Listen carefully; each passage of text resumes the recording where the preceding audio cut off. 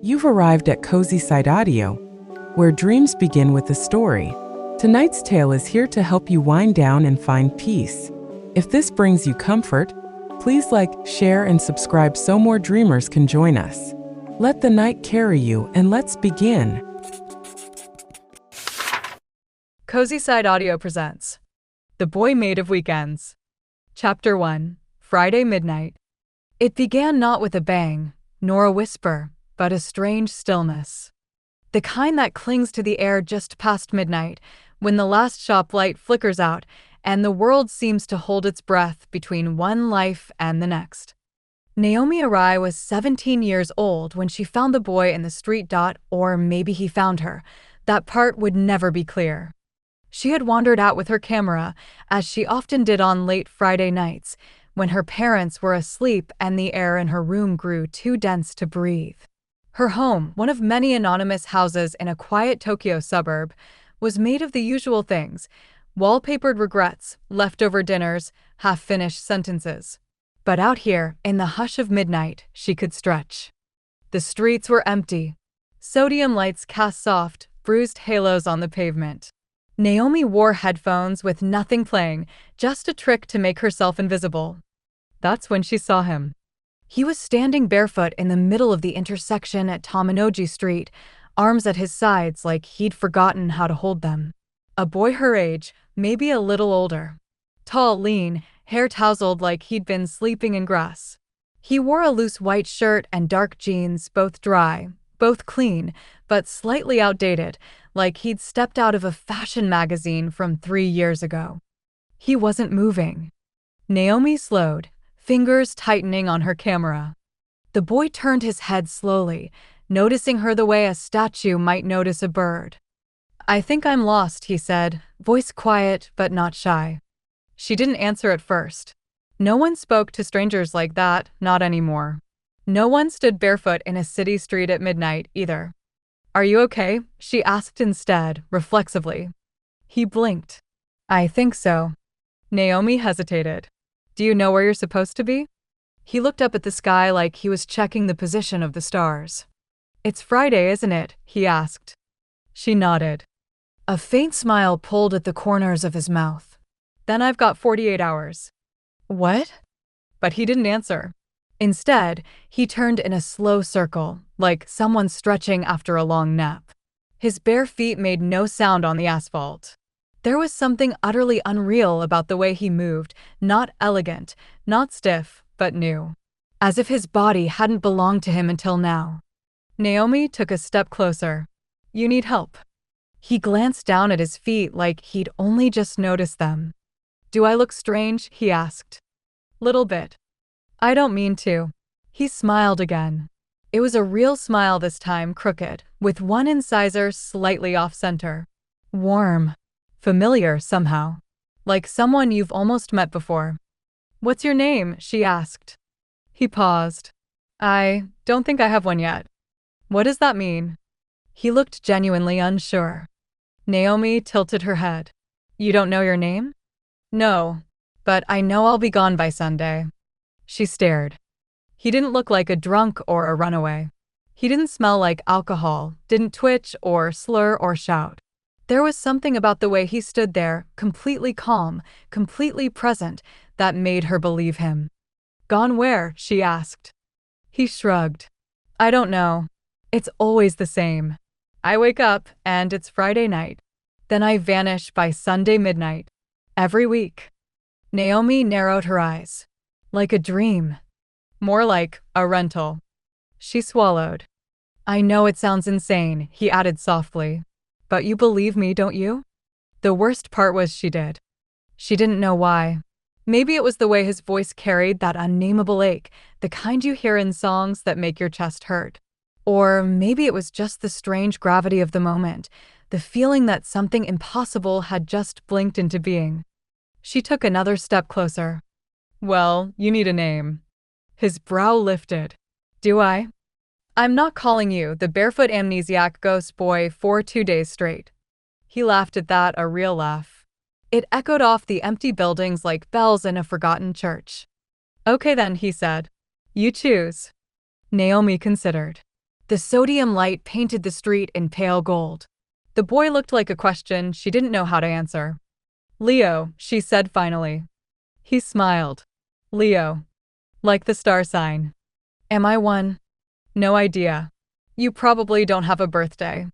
He seemed amused by that. "Leo it is."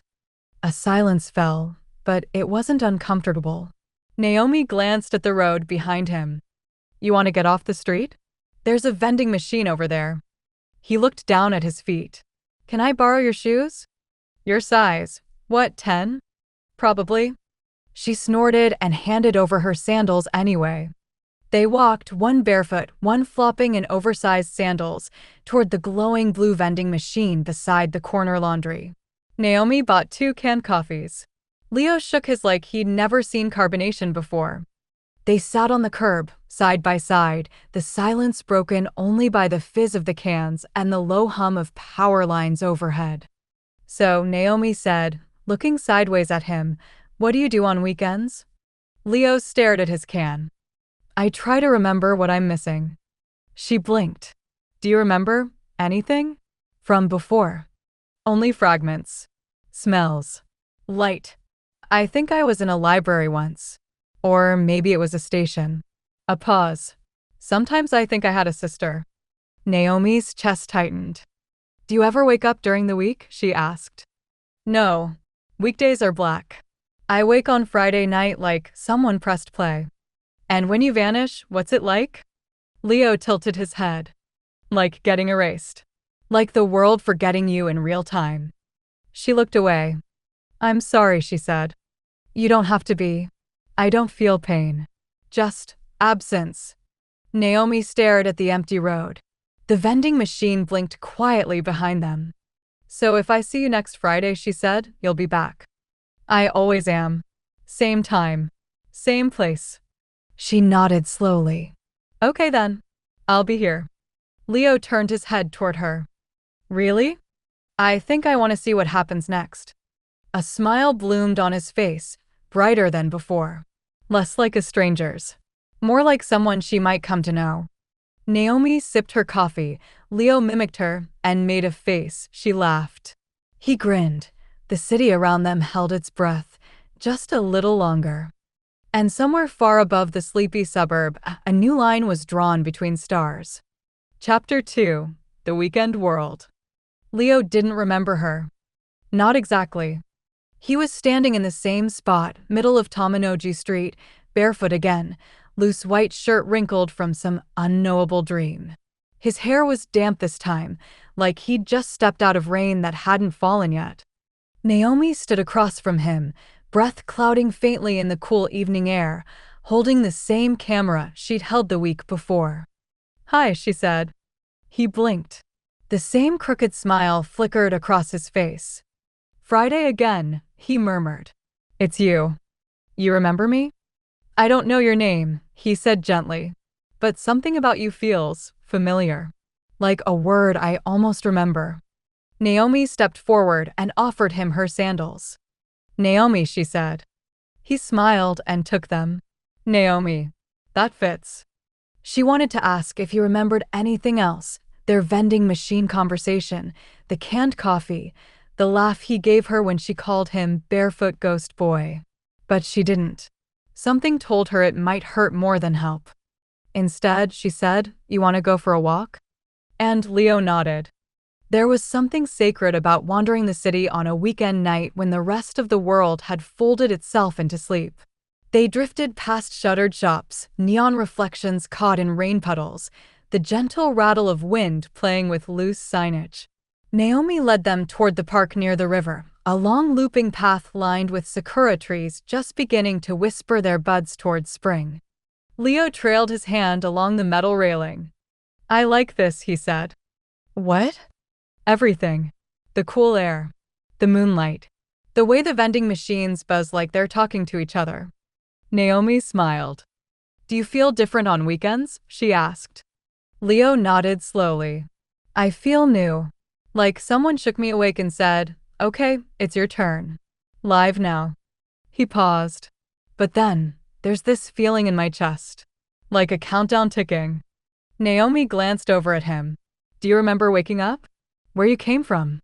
No, he said. It's like I blink and suddenly I'm here. No memories, no past. Just presence. She frowned. That's not how time is supposed to work. Leo laughed. Tell that to whoever built me. Naomi stopped walking. Built you. He blinked. Did I say that? She nodded.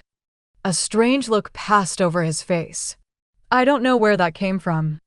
They stood in silence. Do you think you're human? Naomi asked finally. I don't know what I am.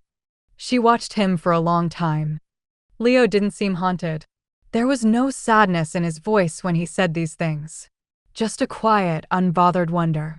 He didn't seem worried about the answers, not the way she would be. You ever tried going past Sunday? She asked. I don't get the chance. The moment midnight hits. He snapped his fingers. Gone. Like I was never there. Naomi looked down at her feet. So if you don't remember what we do, why come back? He didn't answer for a moment. I don't know, he said softly. But I think. I'm drawn to you. Not in a weird way. More like gravity. Or déjà vu. Her cheeks warmed. She looked away. They kept walking. That Saturday, they explored parts of the city Naomi had never noticed. Leo was fascinated by the mundane, a cracked mural behind a train station, a coin-operated telescope missing its lens, a delivery robot abandoned in a narrow alley, still flashing blue. Time's different for you, isn't it? He asked as they sat beside a river bend, feet dangling over the bank. How do you mean? You accumulate. I don't. You have continuity. You remember what it feels like to wait, to miss someone, to wake up on a Monday and wish it were Saturday again. Naomi hugged her knees. You sound jealous. I think I am. She tilted her head. But you never have to deal with school or jobs or taxes. Leo smirked. True. But I also don't have growth. Every weekend is a snapshot. I don't get older. I don't learn, not the same way you do. I just exist. Moment to moment. Like a ghost. He didn't answer. Naomi thought of the journals she used to keep as a kid, each one filled with thoughts she thought were too important to forget. But as she got older, weekdays blurred into each other. Mornings filled with buses and textbooks and people she barely spoke to. Weekends were the only time she remembered feeling. Maybe that's why she found Leo so impossible to let go of. He was the weekend. That Sunday, they tried something new. Naomi brought her video camera, an old model she'd inherited from her uncle who used to film weddings. She filmed him walking beneath falling petals, filmed his face as he bit into a steamed bun for the first time, delicious confusion, he'd called it, filmed the way his eyes caught golden light like they were made of it. If you don't remember, she said, maybe I can show you. Leo leaned toward the lens and whispered, Hi, Leo. If you're watching this next Friday, you should know Naomi's kind. She gives you shoes. And she makes you laugh. She lowered the camera, smiling. They walked until the sun set. And as they stood at the edge of the canal, watching streetlights flicker on one by one, Naomi turned to him. What happens if I miss a weekend? Leo was quiet. I don't know. I've never waited for someone before.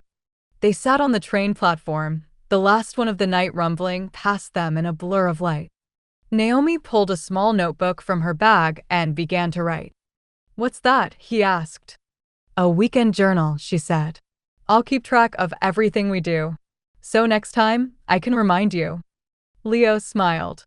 Smart. The clock overhead ticked closer to midnight. Naomi felt it in the air, the hush, the stillness, the shift. He was going. She reached out and took his hand. It was warm. Too warm, like a sunlit window. You'll be back? She asked. He looked at her, and in his eyes was the soft sadness of someone saying goodbye to a place they couldn't stay. Yes. Then the clock struck 12 o'clock. Leo blinked and was gone. Just like that. No flash, no sound. Just a boy-shaped absence beside her. Naomi stared at the empty space, hand still curled in the shape of his. The air was colder now. She looked down at her camera, still recording. Leo's last smile frozen in digital grain. "I'll see you next week," she whispered. And somewhere across the city, the weekday world stirred, utterly unaware that time had shifted ever so slightly sideways. Chapter 3: The Rules. Leo remembered the sound of water. That was all. A rushing, silvery noise in his ears like waves lapping against a dock, or maybe wind brushing reeds. Then a flicker, a breathless blink, and he was standing barefoot again on Tamanoji Street, facing the girl with the quiet eyes. She was already waiting. "Hi," Naomi said, trying to sound casual, though her fingers trembled slightly on her camera strap. "Hi," he echoed, voice soft with wonder. This time, she didn't ask if he remembered her. She already knew the answer. Instead, she pressed play on her camera screen and held it up. The footage was simple: Naomi and Leo eating dango on a bench, Naomi laughing off camera, Leo waving awkwardly at the lens. He leaned closer to watch. "Is that me?" "It's last Saturday." He watched in silence as his past self squinted into the sun, smiled shyly, and said, "Delicious confusion." Leo burst out laughing. "That sounds like something I'd say." Naomi smiled. "That's the point." She handed him a thermos. "What's this?" "Coffee. You hated the canned stuff." "I hated it?" "You made a face." Leo sipped and nodded approvingly. Improvement. Naomi's heart did a small, slow somersault. That weekend, they made a plan. If Leo couldn't remember the past, Naomi would become his memory. She carried a notebook everywhere now, labeled weekends in all caps. She wrote down everything: what they ate, what streets they wandered, what made him smile, what made her feel like her chest was cracking open just from looking at him. Leo, in turn, kept his own record, carved not in paper, but in instinct. He could sense when something felt right. A corner store that always smelled like mint. A second-hand bookstore, he claimed, felt like home. The sound of Naomi's voice when she said his name. There was a pattern-forming dot, or maybe a map. They just didn't know how to read it yet. On Saturday night, Naomi brought him to the rooftop of an old community center where no one ever went anymore. She'd found it months ago, chasing a lost kite for her little cousin, and discovered a rusted spiral stairwell that led to the stars. They sat there now, backs to the gravelly roof, watching the city breathe below them. "Do you ever wonder," Leo asked, "if I'm just your imagination?" Naomi turned her head. "Why would you say that?" "Because I only exist when you're around. You record me. You remember me. What if I'm just something you made to survive the weekdays?" She looked at him for a long time. "Then why do you make me laugh?" Leo blinked. She shrugged. "If I imagined you, you'd probably be taller. And better at chopsticks." He snorted. "Rude." She smiled. "You're real, Leo. I don't know how or why, but you're here. You exist." He looked back at the stars. "Okay," he said. "Let's pretend you're right." Naomi sat up and opened her notebook. She'd drawn a messy diagram of their last few weekends, places, events, outcomes. Some things seemed to stay the same. Others didn't. Like the fact that the convenience store on Hino Street had changed names since last week. Or that Naomi's class schedule had shifted slightly without warning. Suddenly she had literature on Wednesdays instead of Thursdays. Minor, quiet things. But things that shouldn't have changed. "Every time we do something new," she said, "something changes outside the weekend." Leo frowned. "Like what?" "I don't know. People. Places. Memories." He tilted his head. "You think we're causing it?" "I think you're an anomaly. And I think the world doesn't know what to do with that." Leo was quiet.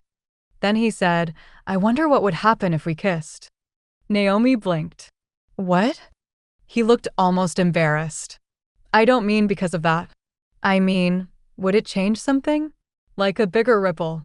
Naomi felt heat rise to her cheeks. "I mean, probably," she managed. "Do you want to try?" The air stilled. Her heart felt like it had tripped into a new tempo. She stared at him. The boy with the warm hands, the undone smile, the eyes that made her feel less alone in the world. And very slowly, she leaned in. Their lips touched brief, uncertain, electric. It wasn't dramatic. No fireworks. No soundtrack swelling in the distance. But something happened. Not in the sky, not in the stars, but in Naomi's chest. Like a lock turning. A door opening. A page being written. When they pulled back, Leo exhaled. Okay, that felt permanent. Naomi could only nod. The next morning, something was wrong. Naomi woke to a new photograph on the family wall, one she didn't remember taking. Her parents, smiling in front of a mountain she'd never been to. The photo frame was dusty. The kind of dust that came from years, not days. Her father passed by it in the hallway and didn't seem to notice anything odd. But Naomi knew this picture hadn't existed yesterday. Her phone wallpaper had changed, too. It used to be a snap of her and her best friend, Emmy, in Yukata at the summer festival. Now it was a selfie she didn't remember taking her alone, holding a latte she doesn't drink. Naomi checked her journal. The entries were the same, but the city outside wasn't. Small details. Shifts in routine. Names of places just slightly different. Like the world was rewriting itself, quietly, subtly, each time Leo re-entered it. Later that night, on their Sunday walk through the arcade district, Naomi told him everything. Leo was quiet for a long time. I don't want to break your life, he said. You're not. But what if I am? What if what we're doing, is unraveling something we can't see? Naomi swallowed. Then let's find the pattern. Let's figure it out. Leo looked at her like he was memorizing the shape of her voice.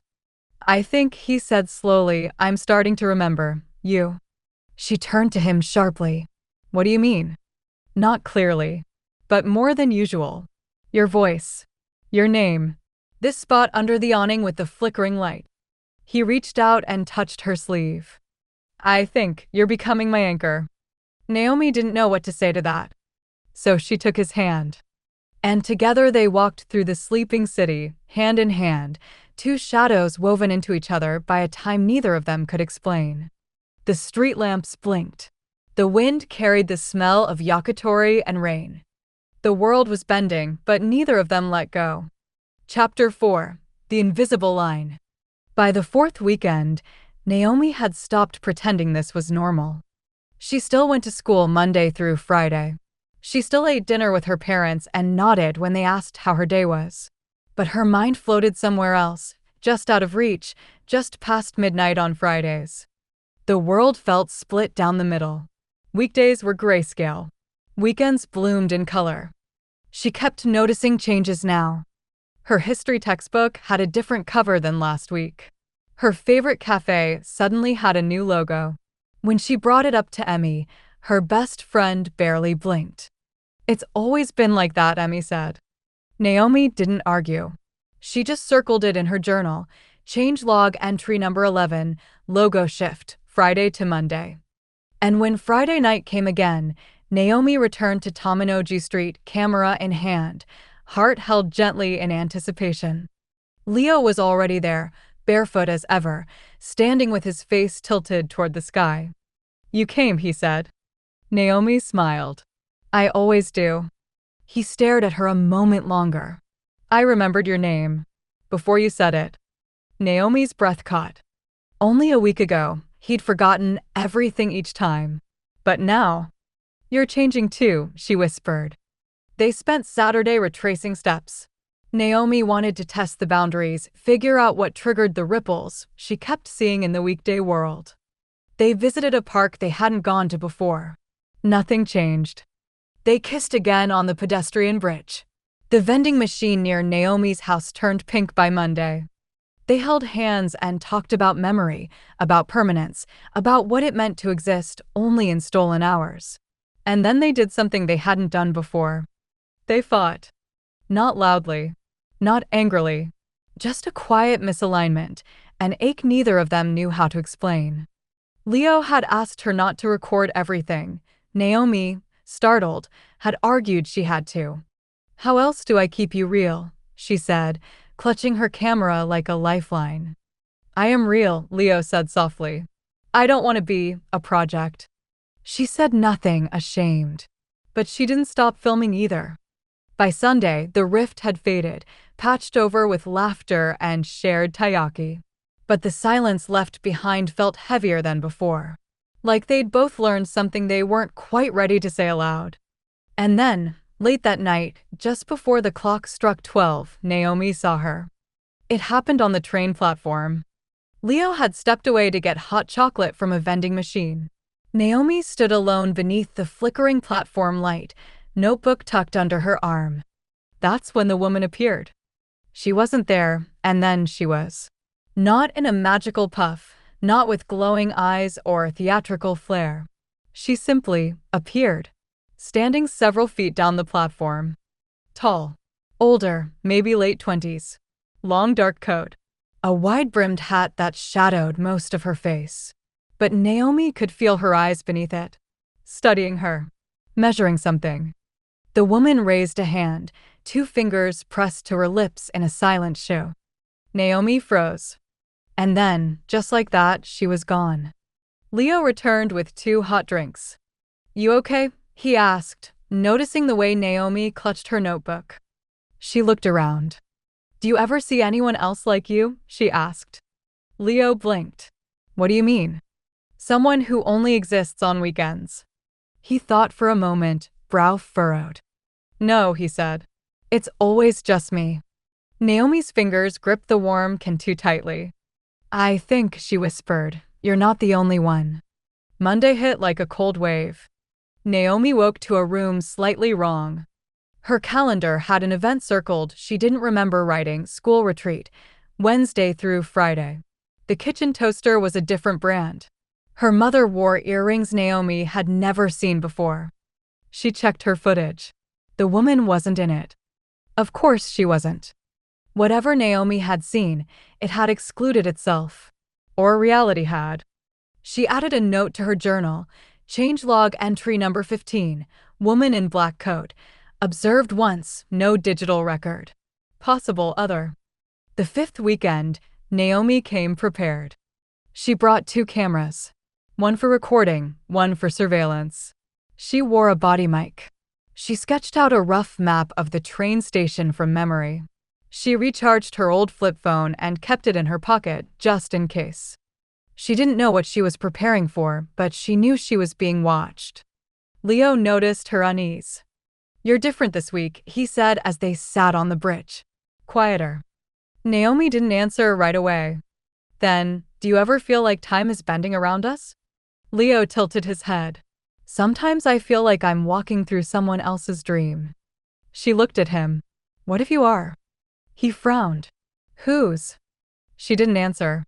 They found the woman again on Sunday. Not on the platform this time, but in a glass reflection. They were walking past the downtown shopping arcade, laughing about a boy who tried to flirt with Naomi by pretending he knew how to juggle. He did not, when Leo stopped. There, he said. Naomi followed his gaze. In the glass window of a closed store, their reflections stood side by side, except behind his reflection stood a third figure. The woman. Same coat, same wide-brimmed hat. But when they turned around, no one was there. Naomi took a photo of the window. The reflection didn't show up in the image. Leo stared at it, unsettled. I've never seen her before. But she sees you. He nodded slowly. Then, in the silence between them, Leo whispered, I think she's like me. That night, Naomi couldn't sleep. Not because she was afraid, but because her understanding of the world, the one held together by schedules and weather and passing time, was dissolving. She dreamt of clocks melting into puddles, of Leo standing on a shoreline while weekdays rushed past like tides. She dreamt of the woman tapping her watch, whispering something Naomi couldn't quite hear. When she woke, she was crying.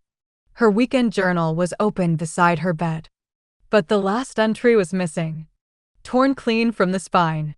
As if someone or something had decided she didn't need to remember that part. Chapter 5. A Map of Maybes. The tear in her journal was clean. Too clean.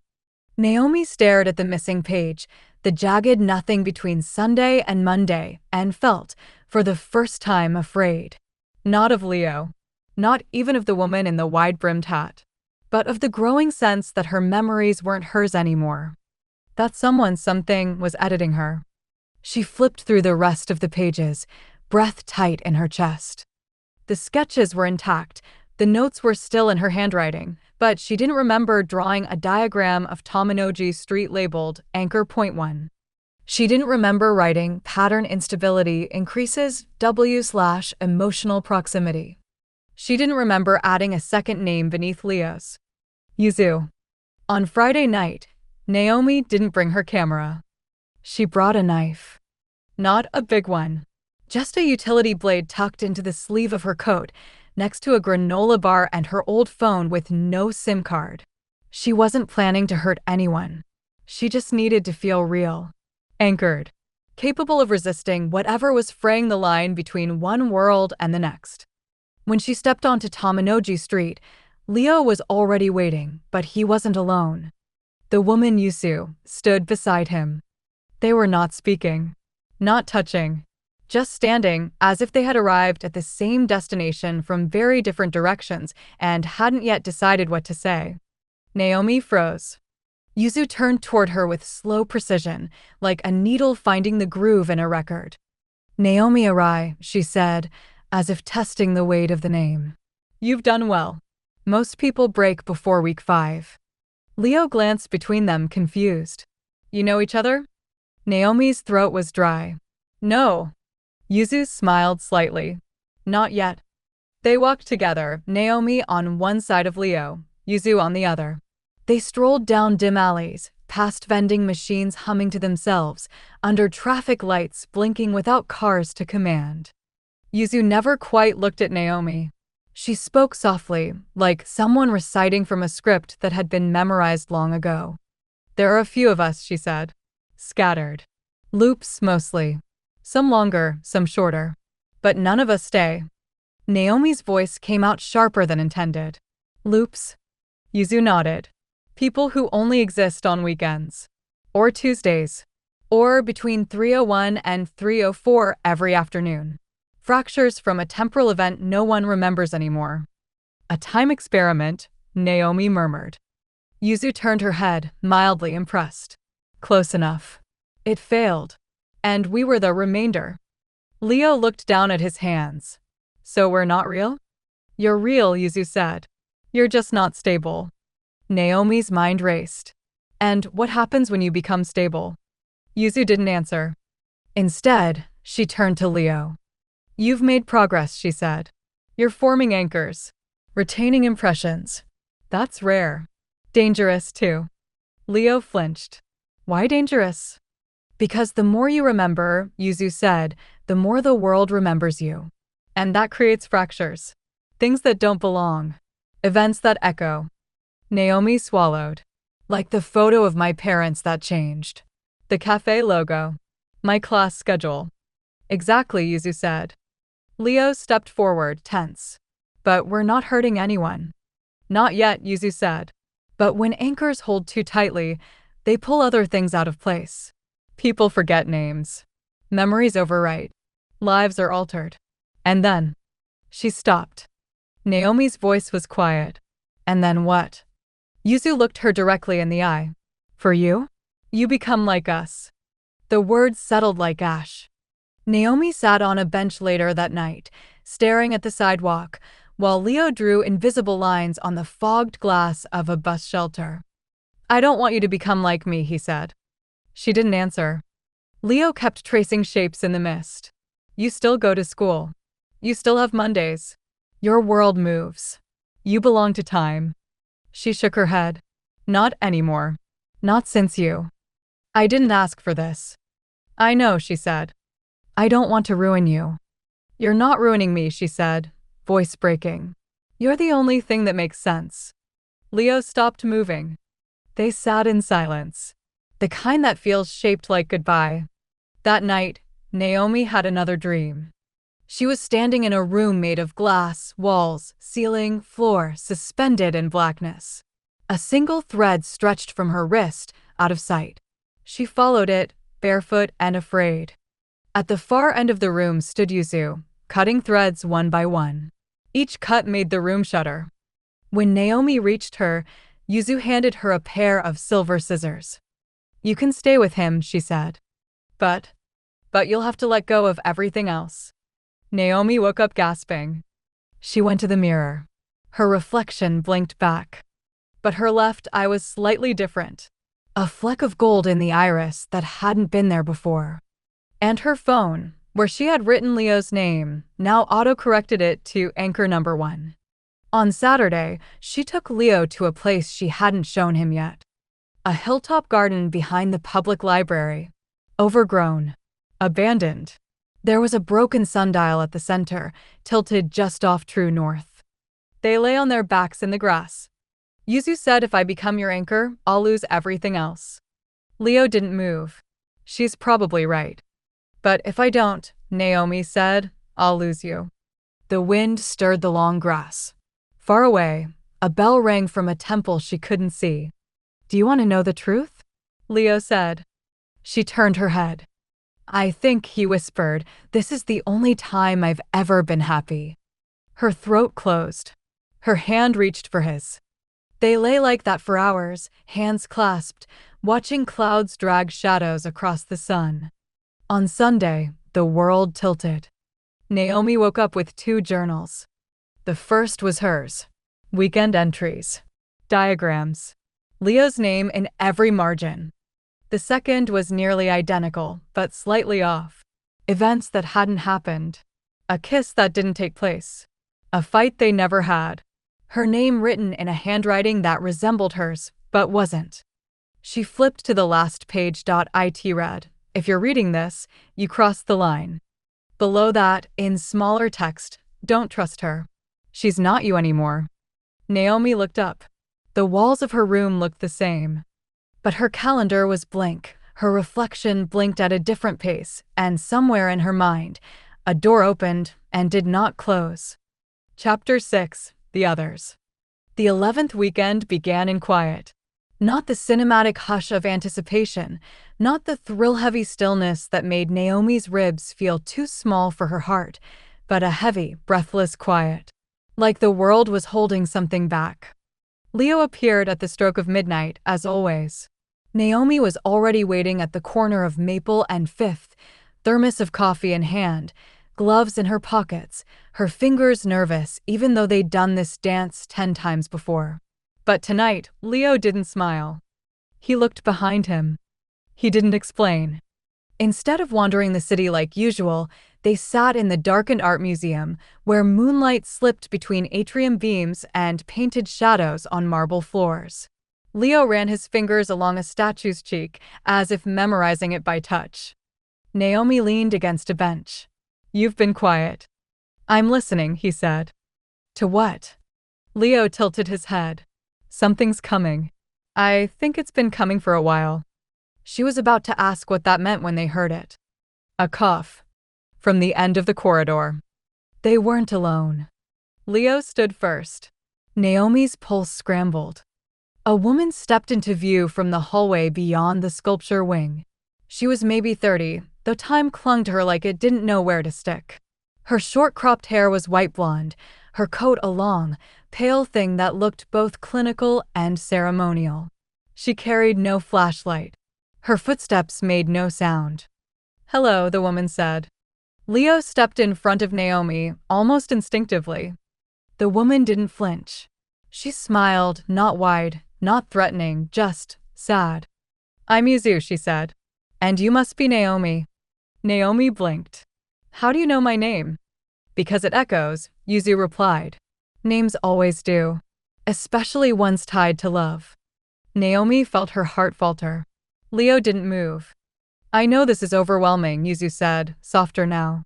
"But you've crossed the boundary line. I'm here to warn you." "About what?" Yuzu glanced at Leo. "About what happens when you stay too long." Naomi stood. "You're like him, aren't you?" Yuzu smiled faintly. "I was." Was.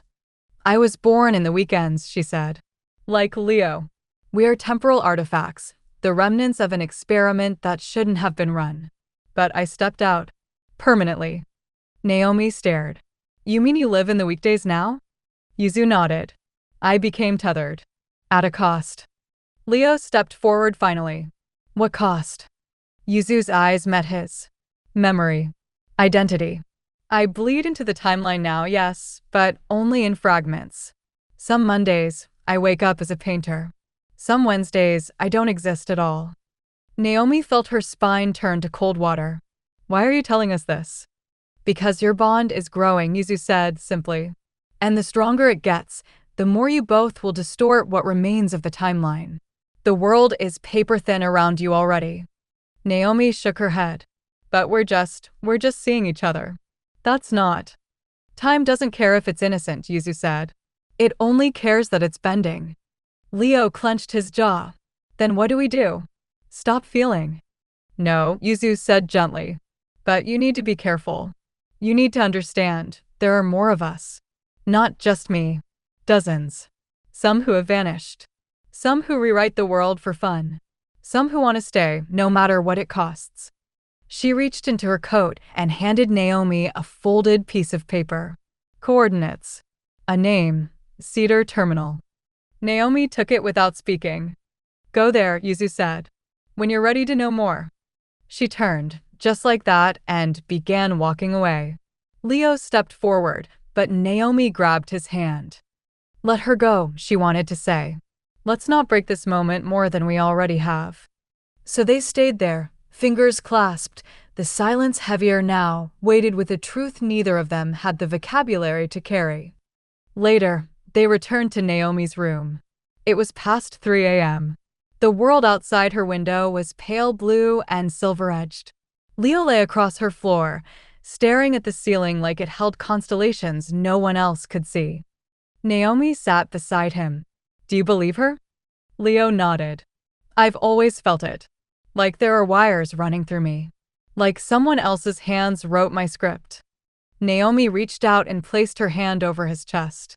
What if we stop changing things? What if we just feel what we feel and don't try to leave a mark? Leo looked at her. You already leave marks, Naomi. Every weekend, I wake up more human.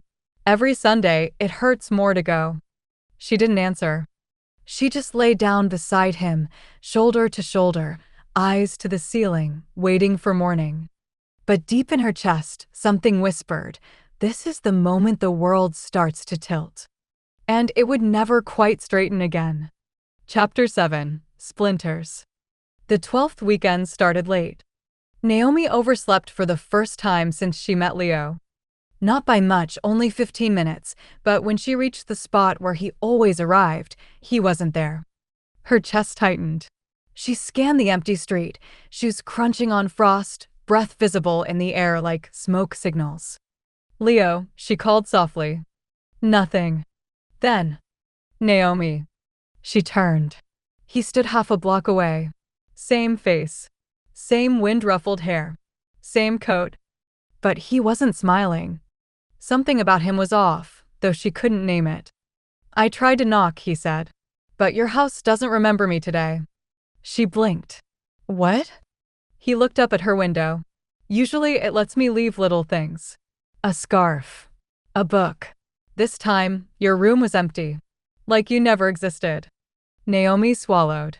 But I'm here. Yeah, Leo said. You're here. And so am I. But something changed. They sat in silence on the bleachers by the school football field, drinking hot cider from a thermos Naomi had packed out of habit. It was overcast, clouds thick and bruised. No one else was around. I keep dreaming of Wednesdays, Leo said, quietly. Naomi turned toward him. Why Wednesday? I don't know, he said. But in the dream, I'm in a bookstore. It smells like dust and ink. And you're there. But you don't know me. She frowned. In the dream, he added, you're wearing a red sweater. Naomi looked down at her coat. I don't own anything red. I know. They sat a while longer. Wind tousled the dry leaves in spirals.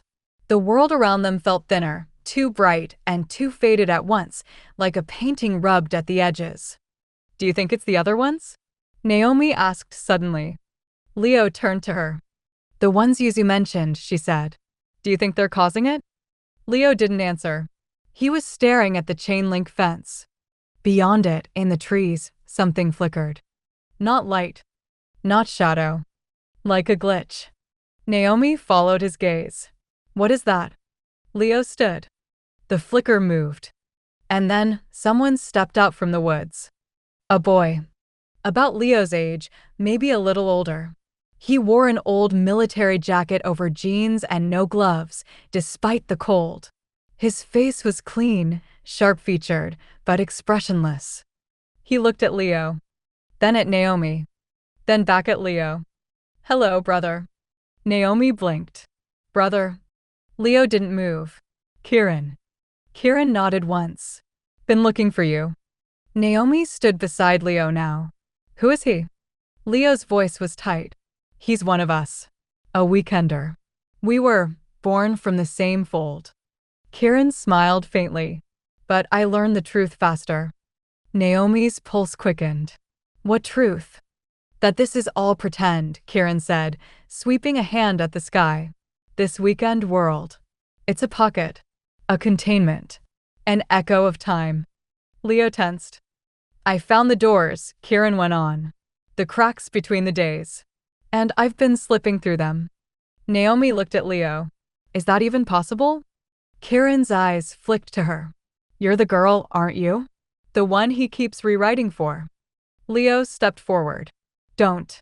She's why your loops don't hold anymore, Kieran said, calm and cold. You're destabilizing. Leo's jaw clenched. Maybe I want to be. Naomi looked between them. What does that mean? It means, Kieran said, walking closer, that soon, Leo will begin splintering, copying himself into timeline fragments. Like a scratched record. One version waking up before the other fades. One of him on the bleachers. Another in your dreams. Another who never meets you at all. Naomi backed up. That's not, he's still him. For now, Kieran said. Then he turned to Leo. When the moment comes, brother, choose your anchor. Or be erased. And with that, he stepped back into the trees and vanished, like a ripple swallowed by wind. That night, Leo didn't want to sleep. They stayed up in Naomi's attic, surrounded by old boxes of her childhood, crayon drawings, half-filled journals, a broken clock shaped like a cat. Leo kept tracing the spiral on the clock's face. Over and over. Have you seen it? He asked quietly. Seen what? The splinters. Naomi shook her head. I have, he whispered. I think one version of me stood in this room 2 weeks ago. Without you. And I don't know where you were. Naomi placed her hand over his. You're here now. But am I me? He asked. His voice cracked. Naomi leaned in. Then I'll remember you, Leo. Even if the world forgets. Even if you come back as someone else, with new eyes and other dreams. I'll learn you again. I'll keep learning you. His breath caught. I don't want to break, he said. I don't want to be copies. Then stay with me. For how long? As long as the weekend lasts. He smiled weakly. That's only 2 days. Then we'll build a lifetime into them. Leo kissed her then. Gentle, urgent, like he was trying to anchor himself in the shape of her. His hands trembled, not with fear, but with the ache of being too much and not enough at once. And in that moment, Naomi made a silent promise to herself. If the world was going to crack open, if time was going to turn them into echoes, then she would hold every version of him in her memory until the last one faded. Chapter 8. The Red Thread. Naomi didn't dream that night. Or, rather, she did, but the dreams weren't hers. She woke up in a library with no roof. The sky was a soft gray dome, its clouds unmoving. Shelves rose in every direction, taller than cathedrals, packed with books that had no titles. When she pulled one down and opened it, the pages were full of looping script, not quite cursive, not quite print. Almost like musical notation written in emotion instead of ink. A breeze stirred the pages. And across the room, Leo was there. Only, not her Leo. His hair was longer. His eyes were cloudier. He wore a coat she'd never seen before, and around his wrist was a fraying red thread. When he looked at her, he smiled like someone who remembered a dream from years ago. "Which version are you?" he asked gently. Naomi blinked. "What?" He tilted his head. "You're not mine, are you?" "My Naomi died when I tried to reach Tuesday." Naomi stepped back. "You, what?" Another smile, fainter, sadder. "It was worth it." She smiled at the end. Then he was gone. The library melted around her like wax, and she woke in her own bed, breathless, arms tangled in sheets. The attic was quiet. Leo was still asleep beside her, breathing softly. This version of him. The only version she wanted. And yet, she reached down and took his hand. Wound around his pinky, loose but real, was a red thread. That morning, Leo didn't remember the dream. Naomi didn't tell him. They walked in silence to their usual spot, but something about the neighborhood felt off. Too quiet. Too rehearsed. Every car parked in its usual place. The same old man watering his fake flowers, though it was too cold. The same dog barking twice, then stopping. Naomi turned in a slow circle. "Have we done this exact morning before?" Leo nodded slowly. "For times. Not in this version, though." She looked at him. "What do you mean?" "I tried to make the perfect Saturday," he said. "Once. And?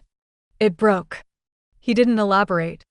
Later that afternoon, they went to the museum downtown, the one Naomi had always thought was boring.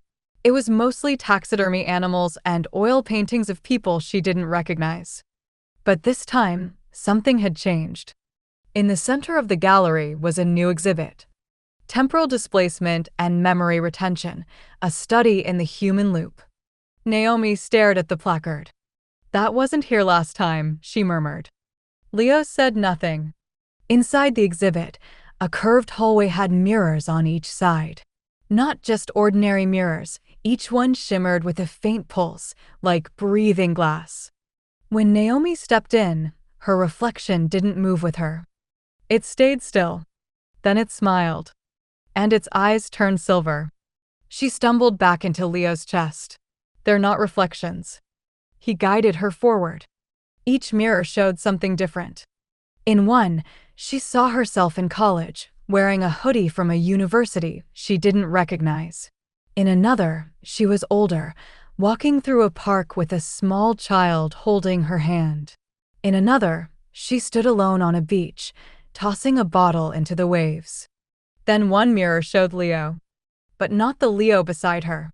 This version had a wedding ring. And a hollow stare. She looked away. They didn't speak again until they were back outside. Wind tugged at Leo's coat.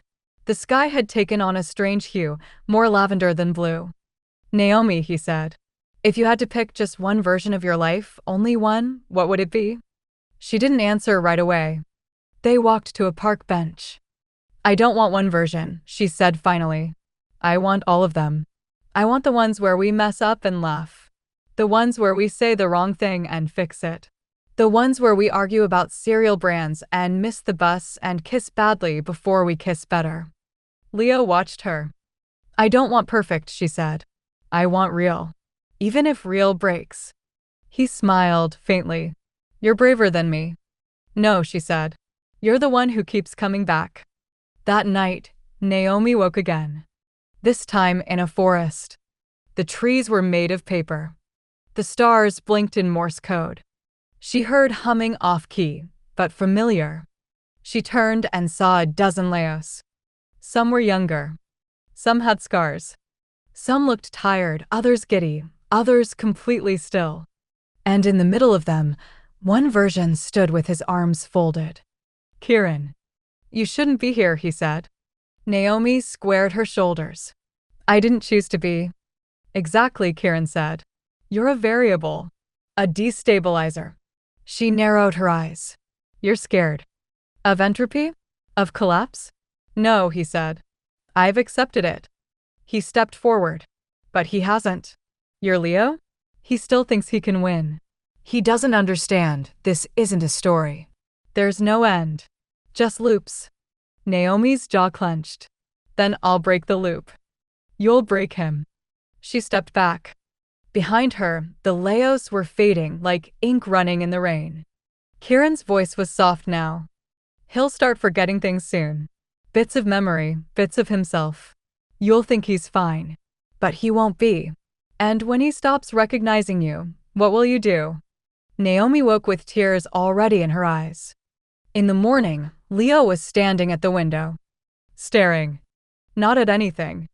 Just staring. She got up quietly, heart aching.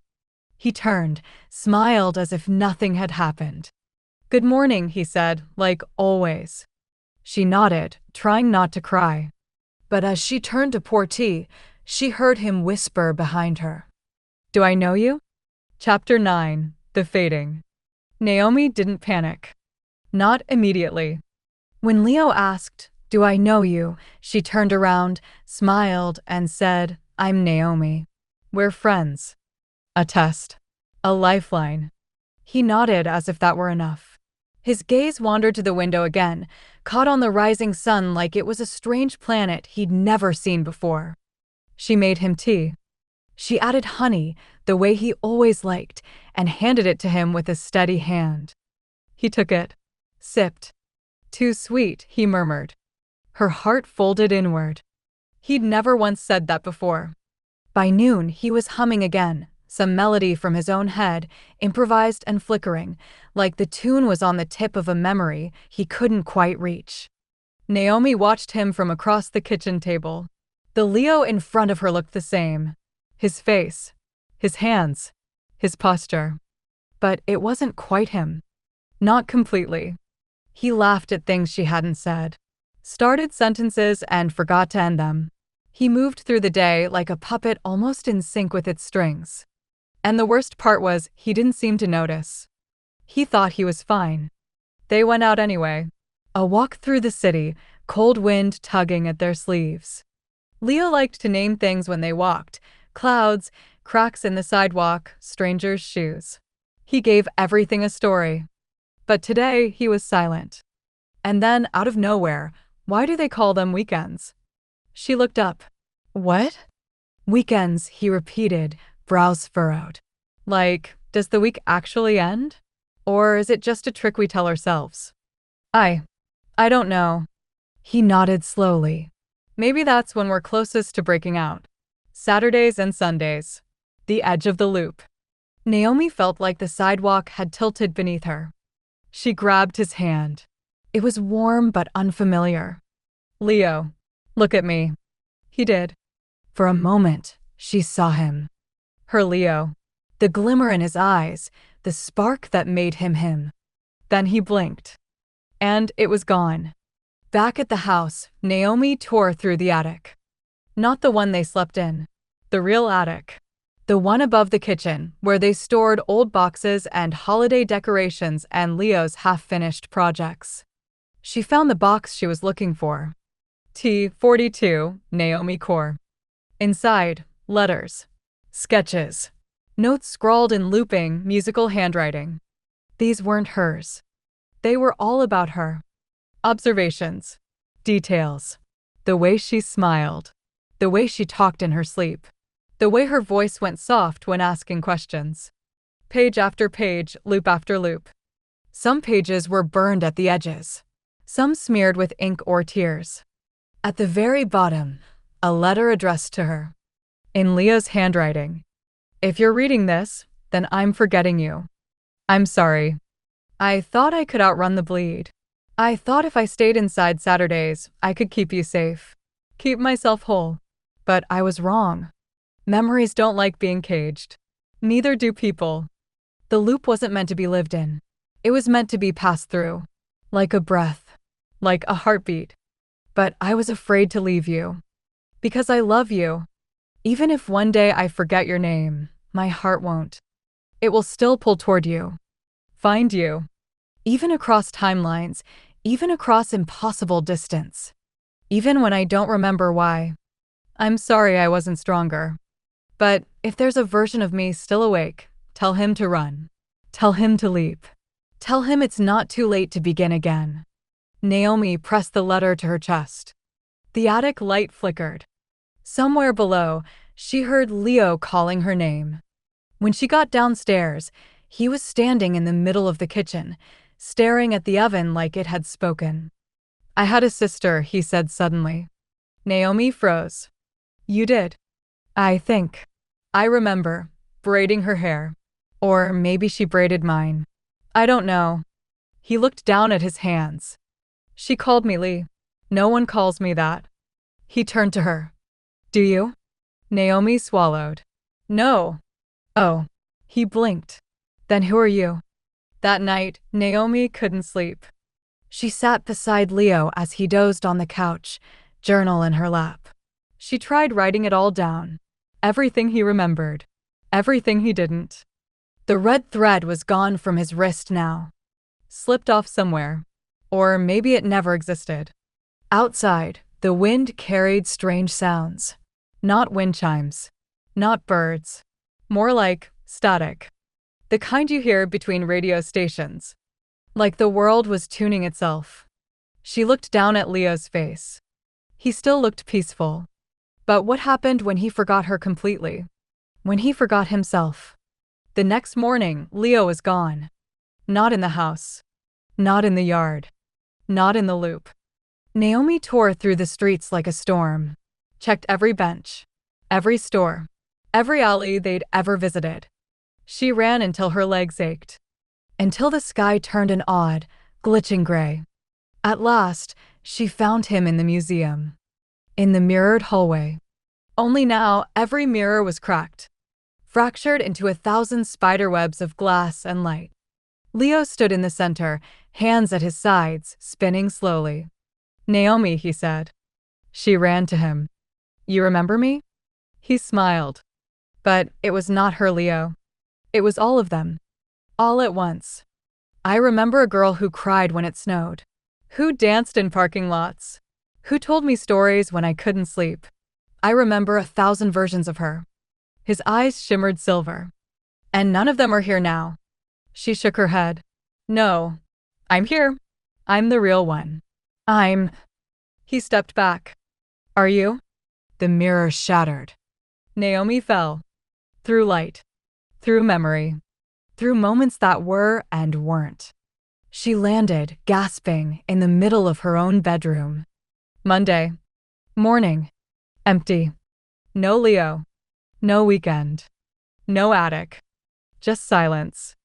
And the slow, ticking sound of time, moving forward. Chapter 10. The question. The chamber is already awake when I arrive. The quartz veins shimmer with restless light, shifting in waves like a pulse too fast to calm. The sigils burn steady white, brighter than I've ever seen them, their glow chasing every shadow into the corners. The air is taut, humming, alive. And she's waiting. No vessel this time. No locket lying in the basin. She stands at the altar already, as though she belongs there. Her form steady. Her eyes fixed on me the instant I step inside. You're late. Her voice isn't angry. It's amused, almost teasing. But the weight of it presses into my chest all the same. My throat closes around excuses. I came as soon as I could. Her lips curve faintly. You always say that. I want to argue. But the bond throbs between us, hot and insistent, carrying not only her words, but the ache beneath them. The disappointment. The grief. My knees buckle before I even reach the altar. I kneel hard against the bone floor, breath shallow, palms trembling as I press them to the rim of the basin. My bruises scream, but I don't dare falter. The 10th step, the question. No ghost is complete without knowing why it was made. The maker must answer. The ghost must ask. The invocation tastes of ash as I speak it. The chamber brightens, veins of light racing up the walls. The sigils blaze like suns. The tether between us pulls taut, thrumming with demand. Her voice sharpens. Why did you make me? The words slam into me like a blow. I try to breathe. I wanted. The truth, Iris. My chest tightens. The bond sears hotter. Flashes rush through me, memories jagged and merciless. Her laughter by the grass, her scream swallowed by smoke, her eyes wide with betrayal. Tears sting my eyes. I couldn't live without you. Her expression doesn't soften. That's not all. The tether twists, sinking deeper. I feel her inside me, her breath scraping my lungs, her heartbeat hammering through my veins, her grief knotting in my chest. I didn't mean. You did. The bond tightens until I gasp. My body shakes with the weight of her emotion. Say it. I choke on air.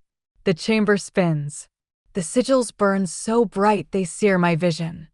I let you die. The words tear out of me, raw and jagged. My whole body crumples with them. The chamber falls silent. Her face doesn't change. But her eyes shine brighter, like fire catching. She kneels slowly, reaching across the basin. Her hand hovers just above mine. At last, her fingers brush mine. The tether steadies. The burning eases, though the ache remains. You weren't supposed to be there, I whisper. If I'd spoken, if I'd told you, my throat closes. She leans closer. You think confession will unmake it? That telling me will set you free? I don't know. Then let me tell you. The tether surges. Images crash through me, her final moments, the fear, the betrayal, the silence that followed. And underneath, her longing, not only for life, but for me. Her voice curls close, softer now. You made me because you couldn't stand the weight of your silence. You made me because you needed someone to hear the words you never said. Tears blur my vision. I can't argue. The chamber dims slightly, the sigils settling into steady light. The vessel hums softly, though she no longer needs it. The 10th step is complete. She stays close, her breath warm against my skin though no air should carry. Her hand rests lightly over mine, her gaze unflinching. Now we're closer than ever, Iris. And I won't stop until you tell me everything. When the bolts grind open, Corvin doesn't speak. He looks at me once, looks at her, and then closes the door again without a word. I'm glad, because even if he asked, I couldn't tell him what I just admitted. Or that her voice still whispers inside me. Confession is only the beginning. Chapter 11. The Mirror Naomi. On Monday morning, Naomi's alarm went off at 6:45, just like always. The sun pressed through the blinds with a soft, guilty light. Her sheets were tangled.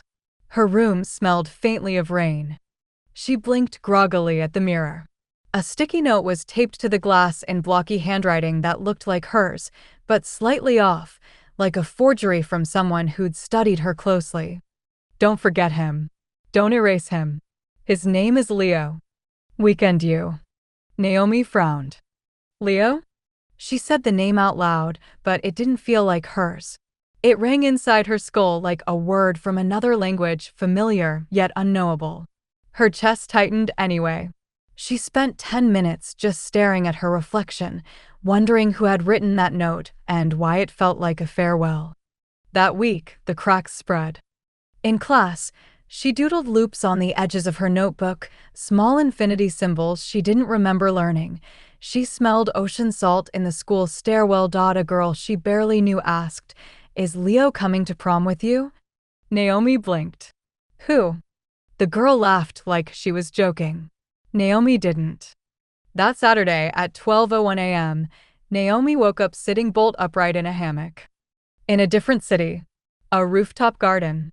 String lights swaying overhead. Leo next to her, reading from a dog-eared copy of The Little Prince. Their fingers were laced. Her breath hitched. What's happening to me? She asked, clutching her chest. You're in transition, Leo said softly. Both versions of you are starting to overlap. Then, who am I? Leo didn't answer. He just squeezed her hand. You're the you who remembers, he finally said. For now, that's enough. Later, as they walked down the quiet early morning streets, Naomi asked, Do you ever wish you could just be normal? Leo looked up at the sky thoughtful. I used to. I thought normal meant being real. But then I met you. He stopped walking. Looked at her, really looked. You make me real, Naomi. She wanted to cry. Not because she was sad, but because she wasn't sure how long she'd remember this moment. Every week felt like a dream being overwritten by someone else. That Sunday, they returned to Cedar Terminal to see Kate again. But the station was different. Vines that hadn't been there before now curled through the windows. A cat watched them from atop a rusted bench. And the time distortion hum in the air was stronger, like standing near a broken radio. Cade was waiting barefoot, eyes bloodshot, scribbling equations on the dusty floor with a piece of chalk. I've been tracking you too, he said without turning. The emotional frequency of your bond. It's destabilizing the weave. The weave of what? Leo asked. Of time. Of identity, Cade murmured. Naomi is the first civilian we've seen tethered this deep. Most people forget. Reboot. But she's resisting the reset. He turned to Naomi now, chalk staining his fingertips. You're becoming a node. A what? A fixed point in a shifting map. The universe is starting to treat you as a reference object. Like the North Star. Naomi stared at him. What does that mean? It means other versions of you are starting to spin out. Fractals. Iterations. Soon, you won't just be one Naomi. You'll be all of them. Leo looked stricken. Can we stop it? Cade shook his head slowly.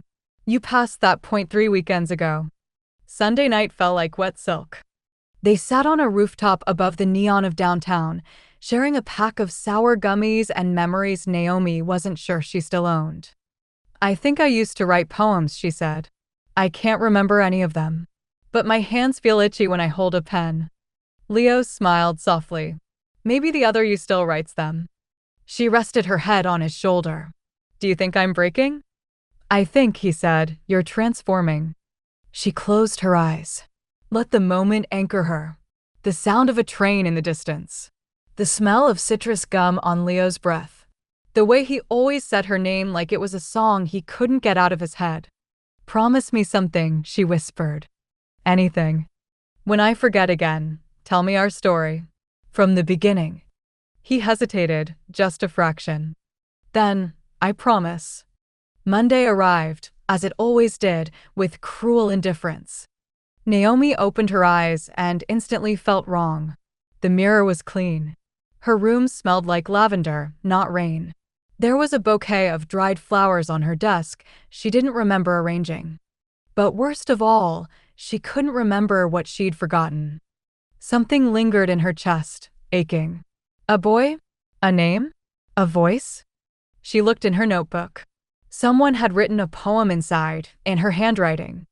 I only exist in the in-between, where days fold like paper unseen. I am the echo you almost catch, the shadow you never can match.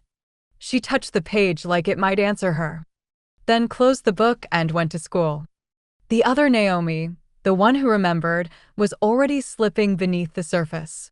Chapter 12, The Naomi Paradox. Naomi was standing in the middle of the intersection when it happened. Monday morning. Crosswalk blinking red. School bag heavy on one shoulder. Her mind drifting through fog. She looked up and saw herself. Across the street, wearing the same windbreaker. Same ponytail. Same tired expression. A mirror version. The world held its breath. Then blink and she was gone. Naomi stumbled forward as a horn blared. A driver cursed. Time snapped back into place. But the crack had formed. Something inside her had split, and now the flood was coming. That week, Naomi couldn't sleep. She stopped dreaming like a human. Instead, her mind replayed loops of moments, not memories. Moments she didn't remember living but could feel in her teeth, her spine, her palms. Leo laughing, sunflower seeds spilling from his hands. Cade drawing on a whiteboard with constellations instead of ink. A version of herself, barefoot on a railway track, whispering, "Don't go past Sunday." And the worst one standing in a field of broken clocks, every one ticking backward. By Saturday, Naomi had stopped trying to pretend. She didn't wait for midnight this time. She walked to the tree before the weekend arrived. And there he was, Leo, waiting, like he always did. His face lit up the moment he saw her before he noticed the change. "Naomi," he said. Her eyes shimmered. "I think I'm starting to exist." He walked toward her slowly, as if afraid she might vanish. But she didn't vanish. She stayed. They stood under the tree together, hands barely touching, and for the first time, neither of them needed to ask what day it was. They didn't go anywhere that Saturday. They just stayed in Naomi's room, floor littered with old notebooks and empty mugs. She was writing again. Poems poured from her like water from a cracked vase. She couldn't stop them if she tried. Leo read every one aloud like they were prophecies. "I live on the page you never finish, in the breath you almost catch. I'm a question the world forgot to answer, a name the sky won't write down." "You're incredible," he whispered. "No," she said, "I'm breaking." By Sunday afternoon, Naomi saw 3 versions of herself in the mirror. One was brushing her teeth. One was crying into a pillow. One just watched her with quiet eyes.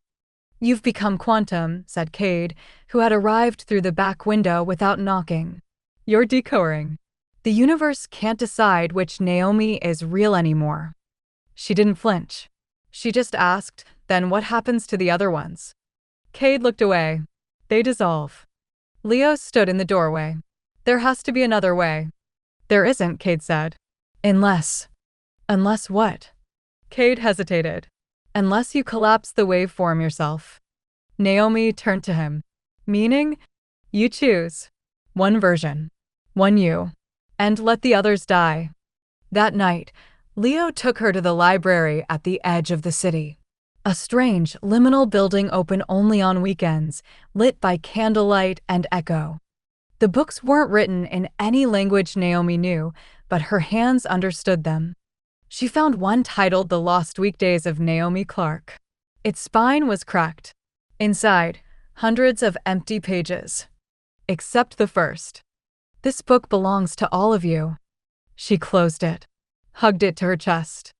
"Leo," she said, voice shaking, "what if I'm the wrong one?" He stepped forward and touched her face. "Then I've loved the wrong one perfectly." They made a plan. Sunday night, at the edge of 11:59 p.m., Naomi would go to the clock tower, the place where the first time slip had happened, the origin point. There, she would anchor herself. Choose the version she wanted to be. Let the others fade. "Will I remember you?" she asked. Leo nodded, barely. "Maybe, if you want to." "What if I want all of this? All the versions?" "You can't," Cade said softly. "That's the price. Identity is exclusion. Being one thing means not being everything else." Naomi swallowed hard. "Okay." 11:56 p.m. She stood alone in the clock tower. The gears turned above her, impossibly slow. Time leaked through the rafters like golden dust. She held a photograph, one of her and Leo. She didn't remember it being taken, but she knew it was real. Around her, the other Naomis appeared. Flickers. Glitches. Like reflections in broken glass. Some were laughing. Some were crying. One whispered, "I don't want to die." Naomi's hands trembled. She looked up at the great bell, the swinging pendulum, the ticking of seconds. Then she closed her eyes. And she chose. Thanks for listening. Stay cozy, and I'll see you in the next story.